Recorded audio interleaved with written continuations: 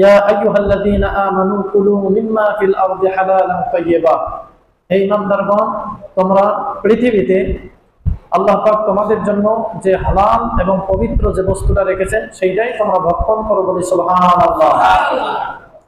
আল্লাহ পাক বান্দাদেরকে নির্দেশ দিয়েছেন যেটা হালাল এবং পবিত্র, শুধু হালাল হলে হবে এমনটা না, এটা যেন পবিত্র হয়।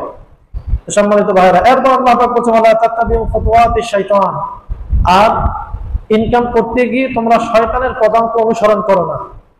তাহলে ইনকাম করতে গিয়ে শয়তানের যত পথ আছে, মত আছে, এই পথগুলো অনুসরণ করা যাবে না। তো সম্মানিত ভাইরা, তাহলে চাঁদাবাজি এটা কি বৈধ পথ না শয়তানের পথ? বলেন কার পথ? শয়তানের পথ। শয়তানে এটা তৈরি করছে, সুতরাং এই শয়তানের পথকে অবলম্বন করে কোনো ইনকাম করা যাবে না। এরপর দেখেন আল্লাহ পাক কোরআন কারীমে সূরা নাহলের 114 নম্বর আয়াতে বলছেন ফাকুলু মিম্মা রাযাকাকুমুল্লাহু হালালান তাইয়্যিবা, আল্লাহ পাক তোমাদের জন্য যা হালালান তাইয়্যিবা করেছেন সেইখান থেকে তোমরা ভক্ষণ করো বলে সুবহানাল্লাহ। সম্মানিত ভাইরা, আল্লাহ পাক কোরআন কারীমে অনেক জায়গায়, অসংখ্য জায়গায় হালাল পন্থায় ইনকাম করতে হবে আল্লাহ রাব্বুল আলামিন সেই নির্দেশনা বান্দাদেরকে দিয়েছেন। এরপর দেখেন নবী করিম সাল্লাল্লাহু আলাইহি ওয়াসাল্লাম কি বলছেন। আল্লাহ নবী বলেন ইয়াতি আলান নাসি জামানু লা ইউবালুল মারউ মা খাযা মিনহু আমিনাল হালাল আম মিনাল হারাম, মানুষের কাছে এমন একটা সময় আসবে, অর্থাৎ মানুষ এমন একটা সময় উপনীত হবে যে সময়ের মানুষগুলো ইনকাম করবে, কিন্তু ইনকাম করতে গিয়ে কোনটা হালাল কোনটা হারাম এইটার তমিজ করবে না। সম্মানিত ভাইরা, একটু চিন্তা করেন তো, নবী করিম সাল্লাল্লাহু আলাইহি ওয়াসাল্লামের এই হাদিসটা আমাদের মাঝে, আমাদের সমাজে বাস্তব রূপ নিয়েছে কি নাই? একে বাস্তব রূপ নিয়েছে ভাইরা। আজকে কোনটা হালাল কোনটা হারাম এটা মুসলমানরা আজকে ভুলে গেছে। আজকে দেখেন কতভাবে অন্যায় ভাবে একটা মানুষ ব্যবসা করবে, তাকে চাঁদা দিয়ে ব্যবসা করতে হবে, তাকে চাঁদা দিয়ে কি করতে হবে? ব্যবসা করতে হবে।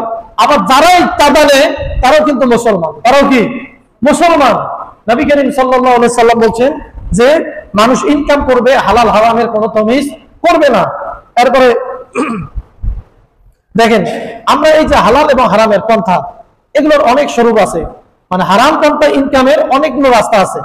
আমরা কিন্তু সেই পন্থাগুলো অবলম্বন করি, সেই পন্থাগুলো অবলম্বন করি। দেখেন আপনি যদি হারাম ভাবে ইনকাম করতে চান তাহলে ওজনে কম বেশি দিলে এটা হারাম হবে। ওজনে কম বেশি দিলে কি হবে? হারাম হবে।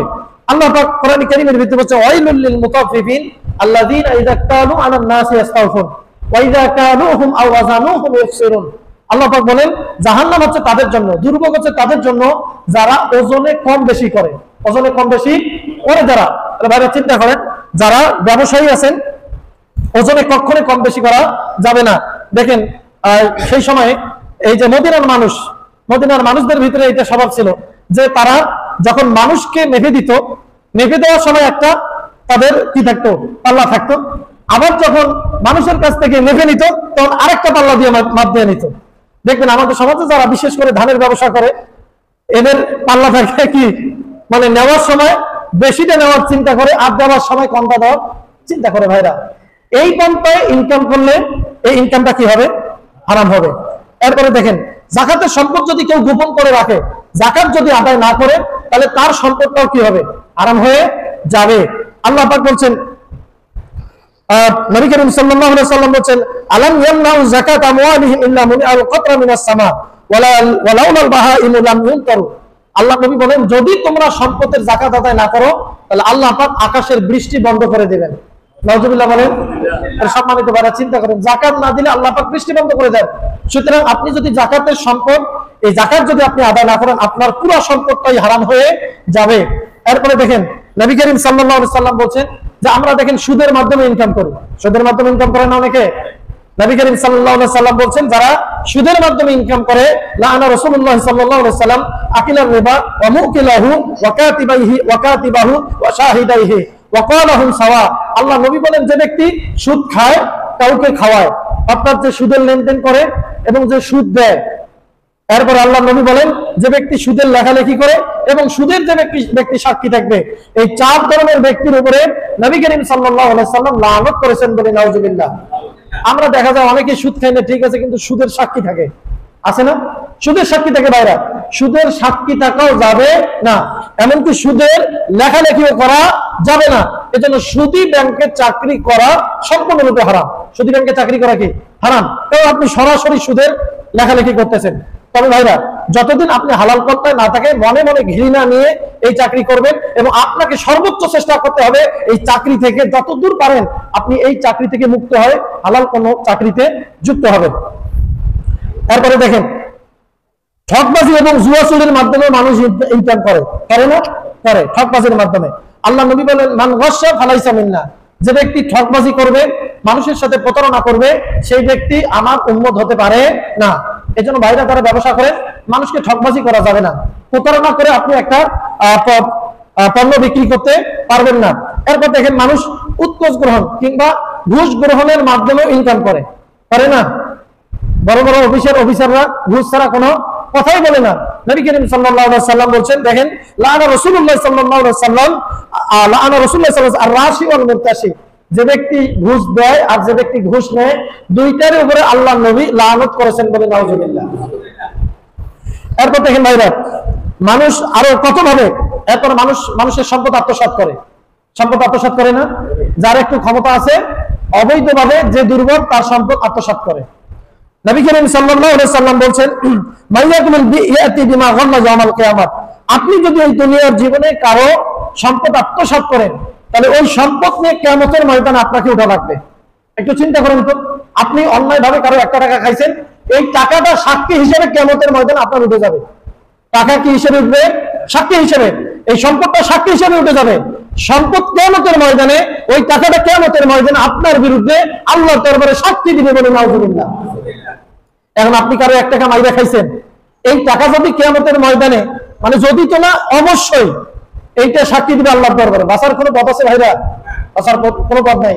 এই জন্য কারো সম্পদ আত্মসাৎ করা যাবে না। বিশেষ করে আমাদের দেশের যারা নেতা, এই নেতারা জনগণের সম্পদ আত্মসাৎ করে বেশি, করে না? বিশেষ করে যারা নেতা, সব নেতাই যে আত্মসাৎ করে এমনটা না, ম্যাক্সিমাম নেতারাই সম্পদ আত্মসাৎ করে, জনগণের সম্পদ তসরুপ করে। তো সম্মানিত ভাইরা, এরপর দেখেন, জুয়া, বাজি ধরা এবং লটারির মাধ্যমে মানুষ ইনকাম করে।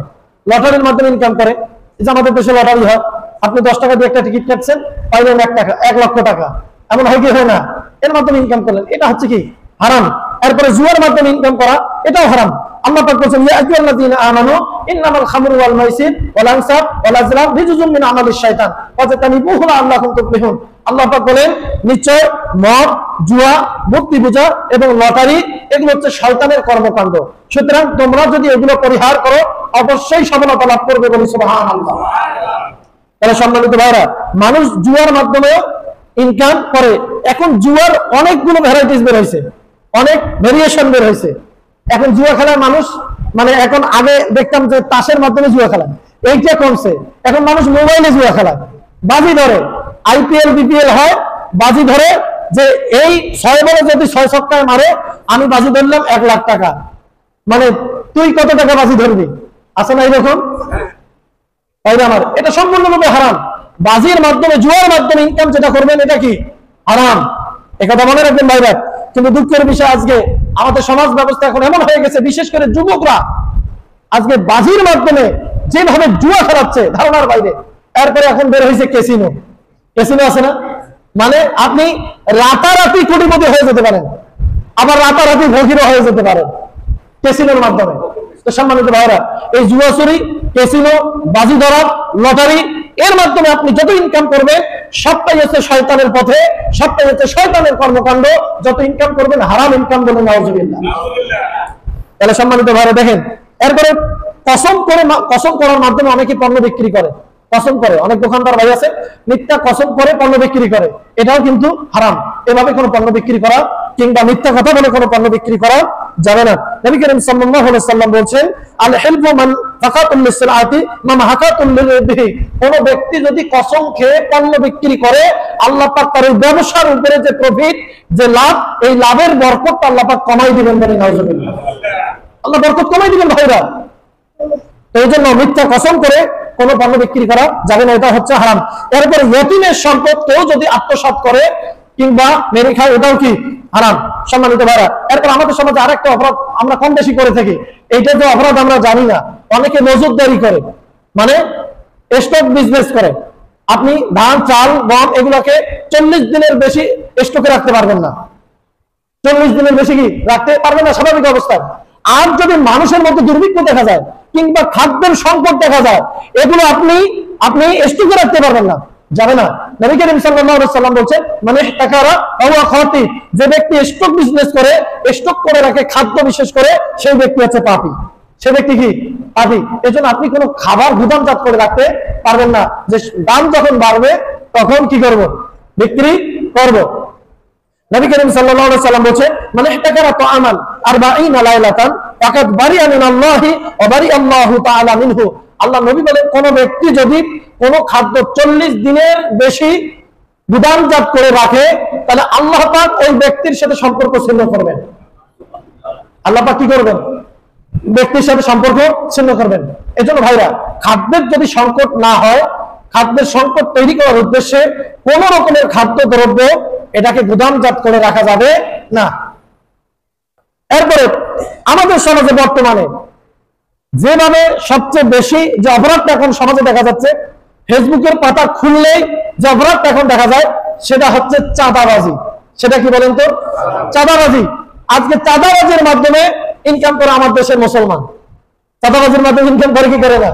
দেখেন, একটা দল চাঁদাবাজির মাধ্যমে, একটা দলে নয়, বাংলাদেশে কম বেশি অনেক দল চাঁদাবাজির সাথে জড়িত আছে ভাইরা।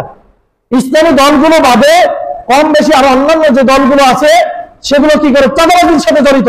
আবার ইসলামী দলগুলোর মধ্যে আবার কিছু মানুষ আছে ইসলাম সম্পর্কে জ্ঞান নাই, তারাও অনেকে চাঁদাবাজির সাথে জড়িত আছে ভাইরা।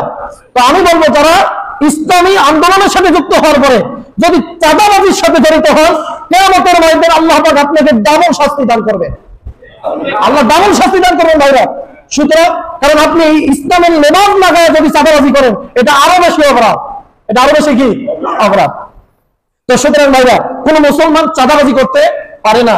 দেখেন, চাঁদাবাজি যদি আপনি করেন, আল্লাহ পাক কত ধরনের শাস্তি দান করবেন। আপনি চাঁদাবাজির মাধ্যমে যে ইনকামটা করবেন, এই ইনকাম দিয়ে আপনার পরিবার পরিচালনা করবেন, নিজে খাবেন। আল্লাহ নবী বলছে, এই শরীরটার জন্য জাহান্নামের আগুনই যথেষ্ট। জাহান্নামের আগুন কি যথেষ্ট ভাইরা। নবী করিম সাল্লাল্লাহু আলাইহি ওয়াসাল্লাম বলেন যে, ইন্নাহু লা ইয়ারবু লাহমুন নাবাতা মিন সুহতিন ইল্লা কানাত নারু আওলা বিহি। আল্লাহ নবী বলেন, কোন ব্যক্তি যদি হারামের মাধ্যমে তার শরীরটা গঠন হয়, চাঁদাবাজি যেহেতু হারাম, এর মাধ্যমে যদি আপনি ইনকাম করেন আর এই ইনকামের কারণে আপনার শরীর গঠিত হয়, আল্লাহ নবী বলেন, এই শরীরের জন্য জাহান্নামের আগুনই যথেষ্ট। বলি নাউযুবিল্লাহ। আওলা বিহিন নার, জাহান্নামের আগুন তার জন্য উপযুক্ত ভাইরা। একটু চিন্তা করেন তো, আপনার চাঁদাবাজি করলে ইনকামটা হারাম হবে, এর কারণে আপনি জাহান্নামী হবেন, কোনো সন্দেহ নাই, নিঃসন্দেহ। আল মিয়া ফিল মিয়া, আপনি চাঁদাবাজি করে ইনকাম করবেন, এই ইনকাম খেয়ে আপনাকে জাহান্নামে যাওয়া লাগবে, কোনো সন্দেহ নাই, কোনো সন্দেহ নাই ভাইরা। এজন্য চাঁদাবাজির সাথে সম্পর্ক রাখা যাবে, চাঁদাবাজির সাথে সম্পর্ক রাখা যাবে না ভাইরা। দেখেন, চাঁদাবাজি করলে আল্লাহ পাক দুনিয়াতে 4টা শাস্তি দিবেন। বলেন, দুনিয়াতে কয়টা শাস্তি? আরো অনেক শাস্তি আছে। কোরআন কারীমে সূরা মায়েদার 34 নম্বর আয়াতে আল্লাহ পাক যারা চাঁদাবাজদের শাস্তির কথা উল্লেখ করেছেন। সূরা মায়েদার কত নম্বর? 33 এবং 34 নম্বর আয়াত, মানে 33 নম্বর আয়াতে আল্লাহ পাক বিষয়টি উল্লেখ করেছেন ভাইরা। দেখেন, কোন ব্যক্তি যদি চাঁদাবাজ হয়, তাহলে তার 4টা শাস্তি। বলেন, কয়টা শাস্তি? 4টা শাস্তি। আল্লাহ পাক বলেন, ইন্নামা জাযাউল লাযীনা ইউহারিবুনাল্লাহ ওয়া রাসূলাহু, নিশ্চয় যারা আল্লাহ এবং রাসূলের বিরুদ্ধে যুদ্ধ ঘোষণা করে, এরপরে ওয়াসাউনা ফিল আরদি ফাসাদা, এবং পৃথিবীতে ফিতনা তৈরি করে, বিপর্যয় তৈরি করে, আইয়ুকাত্তালু, 1 নম্বর শাস্তি হচ্ছে তাদেরকে হত্যা করতে হবে। তাদেরকে কি করতে হবে? হত্যা করতে হবে। 2 নম্বর শাস্তি হচ্ছে আইয়ুসাল্লাবু, তাদেরকে শূলিতে চড়াইয়া হত্যা করা লাগবে। নাউযুবিল্লাহ বলেন না, শূলিতে চড়াইয়া। এরপরে 3 নম্বর শাস্তি হচ্ছে আউতুকাত্তা আইদিহিম ওয়ারজুলুহুম মিন খিলাফ, তাদের বিপরীত দিক থেকে হাত আর পা কর্তন করে দিতে হবে। নাউযুবিল্লাহ বলেন না, পিছন দিক দিয়ে হাত আর পা কর্তন করে দিতে হবে, বা বিপরীত দিক থেকে। দেখেন, কোন ব্যক্তি যদি চুরি করে, তাহলে তার প্রথমে বাম হাত কাটতে হবে, দ্বিতীয়বার চুরি করলে পরে তার ডান পা কেটে দিতে হবে। কিন্তু কোন ব্যক্তি যদি চাঁদাবাজি করে, চাঁদাবাজের প্রথমে ডান হাত কেটে দেওয়া লাগবে। কোন হাত? ডান হাত। তারপরে চাঁদাবাজি করলে বাম পা। ভাই আমরা একটু চিন্তা করো, চাঁদাবাজির শাস্তি আগে তার ডান হাত কেটে দিতে হবে, আর কোন ব্যক্তি যদি চুরি করে তাহলে চুরির শাস্তি আছে প্রথমে বাম হাত কেটে দিতে হবে। বুঝতে পারছেন? তাহলে ভাইরা দেখেন, তাহলে বিপরীত দিক থেকে তাদের হাত এবং পা কর্তন করে দিতে হবে। এবং চতুর্থ নম্বর শাস্তি হচ্ছে কোন ব্যক্তি যদি চাঁদাবাজি করে তাহলে তাকে দেশান্তরিত করতে হবে। কি করতে হবে? দেশান্তরিত। সে আর ওই দেশে থাকতে পারবে না। তাহলে আয়াত থেকে প্রতীয়মান হয় বাংলাদেশে এখন যারা চাঁদাবাজি করতেছে এই চাঁদাবাজদের ঠিকানা বাংলাদেশ হতে পারে, বাংলাদেশ হতে পারে না। ভাইরা আল্লাহ পাকের বিধান দেখেন যে এই আয়াতটি আল্লাহ পাক কখন নাজিল করলেন? আয়াতটি নাজিল করলেন যে নবী করিম সাল্লাল্লাহু আলাইহি সাল্লামের কাছে বনু উরাইনা গোত্রের 20 জন মানুষ আল্লাহ নবীর কাছে আসলো। আসার পরে তারা ইসলাম গ্রহণ করলো। ইসলাম গ্রহণ করার পরে তারা কিছুদিন মদিনায় অবস্থান করলো। মদিনায় অবস্থান করার পর তারা অসুস্থ হয়ে গেল। তো তাদের অসুস্থতা এমন হয়েছিল যে সম্ভবত হযরতে আনাস রাদিয়াল্লাহু তাআলা তিনি বলেন যে তাদের শরীরের যে রং, এই রংটা হলুদ আকার ধারণ করেছিল এবং তাদের পেটগুলো বিশাল আকৃতি ধারণ করেছিল, মানে পেটগুলো বড় হয়েছিল। সম্ভবত তাদের এই যে জন্ডিস যে রোগ এটা হয়েছিল। তো এই অসুস্থ হওয়ার কারণে এক পর্যায়ে তারা নবী করিম সাল্লাল্লাহু আলাইহি সাল্লামের কাছে বলল, ইয়া রাসূলুল্লাহ, এখন আমরা করবোটা কি? আল্লাহ নবী সাল্লাল্লাহু আলাইহি সাল্লাম তাদেরকে পরামর্শ দিলেন যে মরুভূমির বুকে যে রাষ্ট্রীয় যে উটগুলো প্রতিপালিত হচ্ছে চারণভূমিতে, তোমরা সেইখানে যাও, সেই উটগুলোর যে দুধ এবং পেশাব রয়েছে সেগুলো তোমরা পান করো। দুধ আর পেশাব, উটের দুধ আর উটের পেশাব তোমরা পান করো, তাহলে সুস্থ হয়ে যাবে। নবী করিম সাল্লাল্লাহু আলাইহি সাল্লামের নির্দেশ অনুযায়ী তারা সেখানে গিয়ে উটের দুধ আর পেশাব পান করলো। করার পরে অল্প দিনের মধ্যে তারা কি হয়ে গেল? সুস্থ হয়ে গেল। সুবহানাল্লাহ বলেন।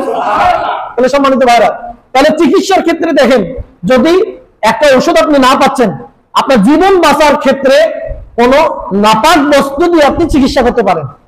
হারাম বস্তু দিয়ে চিকিৎসা করা যাবে প্রয়োজনের খাতিরে। কিসের খাতিরে? প্রয়োজনের খাতিরে। আপনার এমন অসুখ হয়েছে, দেখতেছেন যে ওই রোগের আপনার চিকিৎসা নাই, কিংবা ওটার ওষুধটা আপনি পাচ্ছেন না, আপনি দেখতেছেন যে একটা হারাম জিনিসের ভিতরে আপনার ওই রোগের সেবা আছে, সেক্ষেত্রে আপনি ওই হারাম জিনিসটা খাইতে পারেন। হারাম জিনিসটা খাইতে পারেন জীবন বাঁচার জন্য। তো সম্মানিত ভাইরা দেখেন, তো এই উরাইনা গোত্রের লোকেরা যখন তারা সুস্থ হয়ে গেল, মোটা তাজা হয়ে গেল, হওয়ার পরে তারা কি করলো? এই রাষ্ট্রীয় যে উটগুলো, এই উটের যে রাখাল, এই রাখালকে তারা হত্যা করে রাষ্ট্রের এই উটগুলো তারা ছিনতাই করে নিয়ে যায়। ছিনতাই করে নিয়ে যায়। নাউজুবিল্লাহ বলেন। সম্মানিত ভাইরা দেখেন, রাষ্ট্রীয় সম্পদ যদি কেউ তছরূপ করে তার কি শাস্তি হতে পারে? তো নবী করিম সাল্লাল্লাহু আলাইহি সাল্লামের কাছে যখন এই সংবাদ পৌঁছলো, আল্লাহর পয়গম্বর সাহাবায়ে কেরামকে পৌঁছায় দিলেন, মানে তাদের পিছনে প্রেরণ করলেন। সাহাবায়ে কেরাম তাদেরকে ধরলেন, তাদের এলাকায় প্রায় গেছে তারা। এমন অবস্থায় সাহাবায়ে কেরাম তাদেরকে পাকড়াও করলেন। করার পরে নবী করিম সাল্লাল্লাহু আলাইহি সাল্লামের দরবারে নিয়ে আসলেন। আসার পরে আল্লাহর পয়গম্বর নির্দেশ দিলেন যে তোমরা তাদের হাত আর পা কর্তন করে দাও, হাত পা কেটে ফেলানো। তাদের যে চোখ, এই চোখগুলোকে তোমরা উপরে ফেলো, চোখ উপরে ফেলানো হলো। এরপরে আল্লাহর পয়গম্বর নির্দেশ দিলেন মরুভূমির ফুটন্ত বালুর উপরে তাদেরকে রেখে দাও, যতক্ষণ না তারা মৃত্যুবরণ না করে ততক্ষণ পর্যন্ত তাদের এই শাস্তি চলতে থাকবে। চিৎকার করে বলি নাউজুবিল্লাহ। ভাইরা আমার একটু চিন্তা করেন, ইতিহাসের বুকে এর মতো শাস্তি আর কোন শাস্তি হতে পারে না। চাঁদাবাজদের মতো যে শাস্তি আল্লাহ পাক কোরআনে কারীমে উল্লেখ করেছেন, চাঁদাবাজদের শাস্তির মতো কঠিন শাস্তি আল্লাহ পাক আর কোনো শাস্তি রেখে দেন নাই। যারা চাঁদাবাজ হবে ভাইরা চিন্তা করেন, নবী করিম সাল্লাল্লাহু আলাইহি সাল্লাম কি নির্দেশ দিলেন? সাহাবায়ে কেরাম তাদের হাত কাটলেন, চোখ উপরে ফেললেন, এরপরে তাদেরকে মরুভূমির বুকে ফুটন্ত বালুর উপরে রেখে দিলেন। হযরত আনাস রাদিয়াল্লাহু তাআলা তিনি বলেন, আমি লক্ষ্য করে দেখছি যে তাদের মধ্যে এক ব্যক্তি পিপাসায় এমন কাতর হয়ে গেছে, আমি লক্ষ্য করে দেখছি যে সে মাটি চোষা শুরু করে দিয়েছে। এক পর্যায়ে পানির পিপাসায় কাতর হয়ে লোকটা মারা যায়। নাউজুবিল্লাহ বলেন। সম্মানিত ভাইরা, আবার কোন বর্ণনা এসেছে যে তারা সকলে পানির পিপাসায় এমন কাতর হয়ে গেছে যে তারা মাটি চষা শুরু করছে। আচ্ছা, বালু চষলে পরে এখানে কি পানি পাওয়া যাবে? যাবে না। ভাইরা দেখেন তাদেরকে কিভাবে শাস্তি দিয়ে আল্লাহর পয়গম্বর হত্যা করার নির্দেশ দিয়েছেন। ভাইরা তাদেরকে আল্লাহর পয়গম্বর কেন এই শাস্তি দিয়েছেন? কারণ হচ্ছে তারাও রাখালকে এইভাবেই হত্যা করেছে, রাখালকে এভাবে হত্যা করেছে। ভাইরা চিন্তা করেন, রাখালকে তার হাত পা কেটে দিয়েছে, তার চক্ষু উপরে ফেলে দিয়েছে, এরপরে মরুভূমির বুকে তৃষ্ণার্ত অবস্থায় রাখালকে তারা ফেলে এরপর তারা হত্যা করেছে। ভাইরা এই কারণে আল্লাহর পয়গম্বর তাদেরকে এইভাবে হত্যা করার নির্দেশ দিয়েছেন।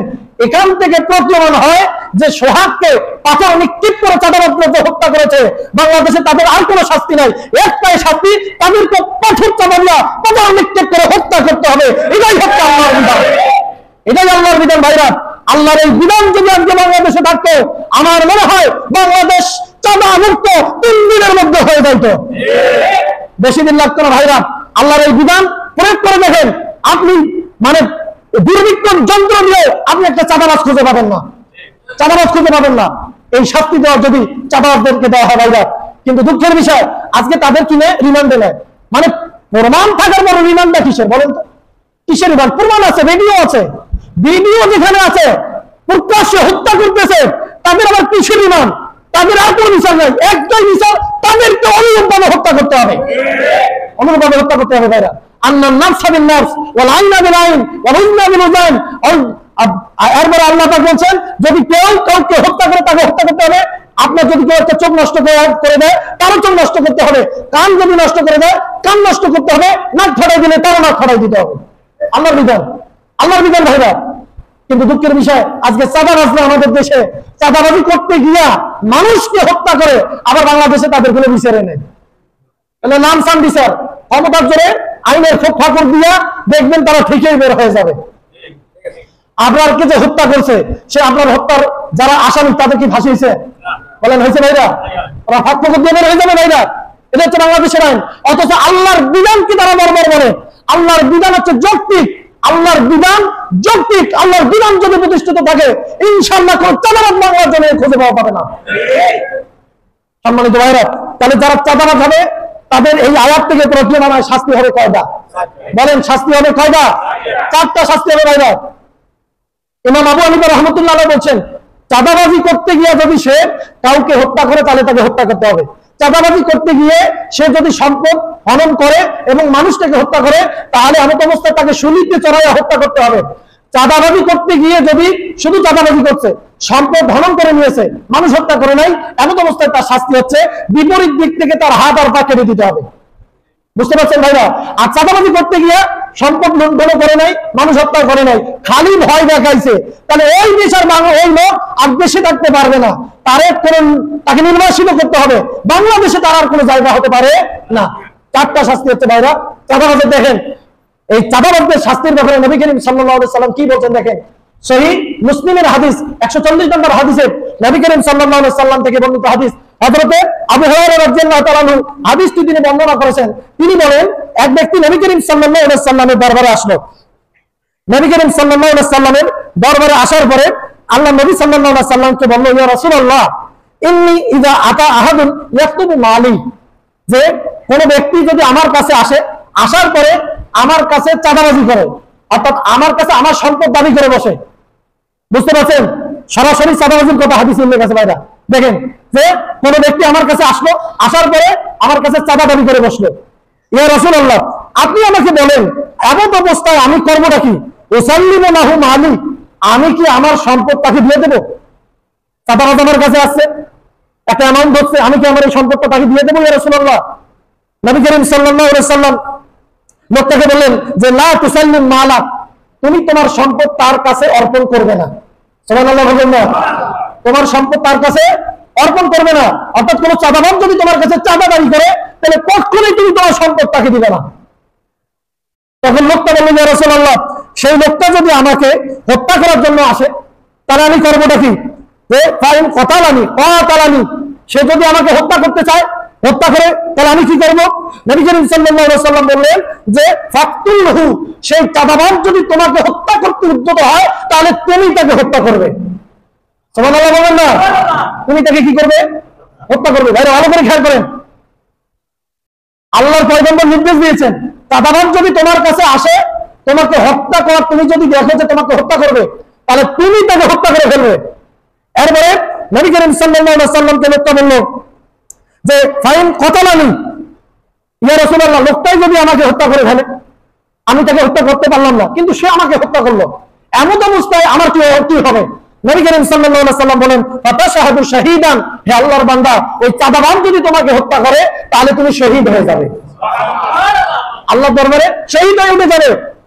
এরপরে লোকটা বললেন, ইয়া রাসূলুল্লাহ ফাইন কতালতুহু, আমি যদি তাকে হত্যা করি তাহলে তার কি হবে? নবী করিম সাল্লাল্লাহু আলাইহি ওয়াসাল্লাম বলে, ফাহুয়া ফিন-নার, তুমি যদি তাকে হত্যা করো ওই লোকটা জাহান্নামী হবে। আউযুবিল্লাহ, আউযুবিল্লাহ বলেন না? তাহলে ভাই চিন্তা করুন তো, চাঁদাবাজকে যদি আপনি হত্যা করেন, মারেন, চাঁদাবাজ জাহান্নামী। চাঁদাবাজ যদি আপনাকে হত্যা করে তাহলে কিয়ামতের ময়দানে আপনি শহীদ হয়ে উঠে যাবেন। সুবহানাল্লাহ বলেন না? তাহলে এই জন্য ভাইরা, আপনার দোকানে যদি কোনো চাঁদাবাজ আছে তাকে কি ছাড় দেবেন? আমি বলবো হয় একটা লাঠি রাখবেন, না হয় একটা তরবারি রাখবেন, ছুরি রাখবেন। চাঁদাবাজ যখন আপনার কাছে চাঁদার জন্য আসবে, হাত বাড়াবে, আপনার কোনো কথা নাই, সরাসরি তার হাত কেটে দিবেন, সরাসরি হাত দিবেন, একে ফেলাই দিবেন, কোনো কথা নাই। চাঁদাবাজদের ব্যাপারে আল্লাহ রহমত দেখান নাই, নবী দয়া দেখান নাই, সুতরাং আপনি মুসলমান, আপনিও কোনো দয়া দেখাবেন না, কোনো দয়া নাই। চাঁদাবাজদের ব্যাপারে কোনো দয়া নাই। যেখানে যেভাবে পাবেন তাদেরকে মেরে ফেলবেন, প্রতিহত করবেন, হত্যা করবেন, কিয়ামতের ময়দানে কোনো জবাবদিহি নাই, কিয়ামতের ময়দানে কোনো জবাবদিহি নাই। ভাইরা, চাঁদাবাজদের ব্যাপারে ইসলাম এত কঠোর, চাঁদাবাজ ডাকাতদের ব্যাপারে ইসলাম এত কঠোর। ইসলাম যেখানে দয়া দেখে নাই, আমি আপনি দয়া দেখাবো কেটা? আমি আপনি কে ভাইরা? এজন্য যারা চাঁদাবাজ আছে, চাঁদাবাজদেরকে রুখে দিতে হবে। ভাইরা দেখেন, এই যে অবৈধ পন্থায় আমরা এই চাঁদাবাজি করে অবৈধ পন্থায় ইনকাম করা দেখি, হ্যাঁ আরাম। এরপর দেখেন ভাইরা, ইসলামী শরীয়ত এমনিতে না, ইসলামী শরীয়ত আপনার সম্পদ সংরক্ষণের নিশ্চয়তা দিয়েছে। আপনার সম্পদ আপনাকে কি করতে হবে? সংরক্ষণ করতে হবে। ইসলামী শরীয়তের এটা নির্দেশ। আপনি হৃদয় একজন চাঁদাবাজের হাতে আপনার সম্পদ তুলে দিবেন, ইসলাম তো এই কথা বলে নাই। ইসলাম এই কথা বলছে ভাইরা? ইসলাম বলে নাই। ইসলামী শরীয়তের মূলনীতি হচ্ছে 5টা। বলেন তো ইসলামী শরীয়তের মূলনীতি কয়টা? 1 নম্বর হচ্ছে হিফজুন নাফস, জীবনের রক্ষা, অর্থাৎ আপনি আপনার জীবনকে রক্ষা করবেন। আপনার জীবনকে রক্ষা করা যেরকম আপনার দায়িত্ব, আপনার সম্পদ অনুরূপ ভাবে রক্ষা করা আপনার দায়িত্ব। বুঝতে পারছেন? আপনার জীবনকে রক্ষা করতে গিয়ে যদি মারা যান, যেমন শহীদ, আল্লাহ নবী বলছে সম্পদ রক্ষা করতে গেলেও শহীদ। সম্পদ রক্ষা করতে গিয়ে যদি মারা যান, আপনি শহীদ। সহিহ মুসলিমের অন্য হাদিসে বলছেন, সম্মানিত ভাইরা, সহিহ বুখারীর হাদিসে নবী করিম সাল্লাল্লাহু আলাইহি ওয়াসাল্লাম একই কথা বলছেন। আপনার সম্পদ যদি আপনি হেফাজত যদি করেন, তাহলে হেফাজত করতে গিয়ে যদি আপনাকে হত্যা করে, আপনি শহীদ হয়ে যাবেন। তো সম্মানিত ভাইরা দেখেন, ইসলামী শরীয়তের মূলনীতি হচ্ছে 5টা। 1 নম্বর হচ্ছে হিফজুন নাফস, আপনার জীবনকে রক্ষা করতে হবে। এরপর হিফজুদ্দিন, আপনার দিন হেফাজত করতে হবে। হিফজুল আকল, আপনার বিবেক বুদ্ধিকে হেফাজত করতে হবে। বিবেককে অবৈধ পন্থায় আপনি খরচ করতে পারবেন না। এরপর হিফজুন নাসাল, বংশকে রক্ষা করতে হবে, অর্থাৎ বংশকে কলুষতা মুক্ত করতে হবে। ভাইরা, আপনার বোনের সাথে, আপনার স্ত্রীর সাথে কেউ যেন জিনা করতে না পারে, এই বিষয়ে আপনাকে সতর্ক থাকতে হবে। কারণ জিনার মাধ্যমে বংশ কলঙ্কিত হয়, জিনার মাধ্যমে বংশ কি হয়? কলঙ্কিত হয়। ভাইরা, এরপর 5 নম্বর হচ্ছে হিফজুল মাল, আপনার সম্পদ রক্ষা করতে হবে। ইসলাম এইটা 5টা মূলনীতির ভিতরে উল্লেখ করেছেন। ভাইরা, তাহলে চিন্তা করেন, আমাদের দেশে যদি কোরআনের বিধান প্রতিষ্ঠিত হয়, তাহলে এই 5টা মূলনীতি প্রতিষ্ঠিত হবে কি হবে না? মূলনীতি প্রতিষ্ঠিত হবে। ভাইরা, এই জন্য আল্লাহর কোরআনকে রাষ্ট্রীয়ভাবে কায়েম করতে হবে। আল্লাহর কোরআনকে রাষ্ট্রীয়ভাবে কায়েম করলে মানুষের যে 5টা মৌলিক অধিকার, এই 5টা মৌলিক অধিকার প্রতিষ্ঠিত হবে। সম্মানিত ভাইরা দেখেন, আল্লাহ রাব্বুল আলামিন নির্দেশ দিয়েছে সম্পদকে সংরক্ষণ করতে হবে। আল্লাহ পাক বলেন, ওয়ালা তুতুসুবাহা আমওয়ালাকুম আল্লাতী জাআলাল্লাহু লাকুম কিয়ামা, তোমরা তোমাদের সম্পদগুলোকে নির্বোধদের হাতে তুলে দিও না। এটা ভালো করে খেয়াল করুন, নির্বোধদের হাতে তুলে দিও না তোমরা তোমাদের সম্পদকে। তাহলে সম্পদ এমন একটা জিনিস, আপনি যার তার হাতে তুলে দিতে পারবেন না, যার তার হাতে তুলে দিতে পারবেন না। এর থেকে প্রতীয়মান হয় যে সম্পদটা অবশ্যই সংরক্ষণ করতে হবে। এরপরে দেখেন আল্লাহ পাক কি বলছেন, ইন্নাল মুবাযযিরিনা কানু ইখওয়ানা শায়াতিন, আপনি সম্পদকে অবৈধ পন্থায় ব্যয় করতে পারবেন না, সম্পদের অপচয় করতে পারবেন না। আল্লাহ পাক বলছেন সেই ব্যক্তি হচ্ছে শয়তানের ভাই। এরপর আল্লাহ পাক বলছেন, ওয়াল্লাযীনা ইযা আনফাকু লাম ইউসরিফু ওয়া লাম ইয়াকতুরু ওয়া কানা বাইনা যালিকা কাওয়ামা। আল্লাহ পাক বলেন, যারা আল্লাহর রাস্তায় ব্যয় করে মিতব্যয়ী, অর্থাৎ মধ্যম পন্থা। আল্লাহ পাক আল্লাহর রাস্তায় দান করার ক্ষেত্রে মধ্যম পন্থা অবলম্বনের কথা বলছেন। ভাইরা, সুবহানাল্লাহ বলবেন না? তাহলে আপনি সম্পদকে নষ্ট করতে পারবেন না। আল্লাহ পাক সম্পদ ব্যয়ের ক্ষেত্রে মধ্যম পন্থা অবলম্বনের নির্দেশ দিয়েছেন। ভাইরা, সুতরাং আপনার সম্পদ আপনাকে সংরক্ষণ করতে হবে। এটা এই সম্পদ সংরক্ষণ করা হচ্ছে আল্লাহ পাকের নির্দেশ। কার নির্দেশ বলেন? আল্লাহর নির্দেশ। সম্মানিত ভাইরা দেখেন, এই সূরা নিসার যে 5 নম্বর আয়াত আল্লাহ পাক যে বলছেন যে তোমরা তোমাদের সম্পদগুলোকে নির্বোধদের হাতে তুলে দিও না। ইমাম খাত্তাবী রাহমাতুল্লাহ আলাইহি এই আয়াতের তাফসীরে তিনি বলছেন যে দেখা যায় যে অনেক সময় নিজের সন্তানকে দামি জিনিস অনেক সময় সন্তানের হাতে তুলে দেয়। ছোট বাচ্চার হাতে তুলে দেয়, দেয় না? অনেক সময় আমরা দামি জিনিস সন্তানের হাতে দিয়ে দেয়, আমাদের কাছে দামি, তার কাছে তো এটা দামি না। সে কি জানে যেটা দামি না অদামি? তো এই ছোট বাচ্চার হাতে আপনি একটা দামি জিনিস তুলে দিলেন, এটাও কিন্তু সম্পদ নষ্ট করার মধ্যে পড়ে যাবে। বুঝতে পারছেন? এজন্য কোন দামি জিনিস সন্তানের হাতে তুলে দেওয়া যাবে, ভালো করে বোঝেন, কোন দামি জিনিস কোন সন্তানের হাতে তুলে দেওয়া যাবে না। যদি তুলে দেন, এটা যদি নষ্ট করে ফেলে, তাহলে সম্পদ নষ্টের মধ্যে এটা পড়ে যাবে ভাইরা। সুতরাং আল্লাহ পাকের বিধান হচ্ছে নিজের সম্পদকে রক্ষা করতে হবে। নবী করিম সাল্লাল্লাহু আলাইহি সাল্লাম বলছে আল্লাহ পাক তিনটা কাজকে খুবই অপছন্দ করে। কয়টা কাজকে? তিনটা কাজকে। কিলা ওয়া কালা। এক নম্বর হচ্ছে অনর্থক কথাবার্তা বলা, এটা আল্লাহ পাক পছন্দ করেন না। দুই নম্বর হচ্ছে ইদাতুল মাল, সম্পদ আপনি নষ্ট করবেন, চাঁদাবাজদের হাতে আপনার সম্পদ তুলে দিবেন, এটা আল্লাহ পাক পছন্দ করে না, আল্লাহ পাক পছন্দ করেন না ভাইরা। এরপরে তিন নম্বর হচ্ছে ওয়াকাসরাতুস সুআল, অধিক প্রশ্ন করা, বেশি বেশি প্রশ্ন করা, এটাও আল্লাহ পাক পছন্দ করেন না। সুতরাং ভাইরা, এই চাঁদাবাজদের ব্যাপারে আল্লাহ পাক কি শাস্তি দেবেন ইনশাআল্লাহ আমরা এর উপরে ধারাবাহিক আলোচনা করবো। আগামী জুমাও এর উপর আমরা ইনশাআল্লাহ আলোচনা করবো, যেহেতু সময় নেই। তো যাই হোক, আল্লাহ পাক আমাদের এই দেশকে, আমাদের এই জাতিকে যেন আল্লাহ পাক চাঁদাবাজদের হাত থেকে হেফাজত করেন। সকলে চিৎকার করে বলেন আল্লাহুম্মা আমিন। চাঁদাবাজ যে কোনো দলে থাকতে পারে, যে কোনো গোত্রে থাকতে পারে, চাঁদাবাজ কোনো দলের হতে পারে, চাঁদাবাজ কোনো দলের হতে পারে না ভাইরা। এই জন্য দল মত নির্বিশেষে যে দলের চাঁদাবাজ থাকবে সেইখানে আমরা প্রতিহত করবো ইনশাআল্লাহ। রাজি আছি তো ভাইরা? আল্লাহ পাক আমাদেরকে সেই হিম্মত দান করুন, বলে আল্লাহুম্মা আমিন। যারা চাঁদা সুন্নাত পড়ে সুন্নাত আদায় করে নেন।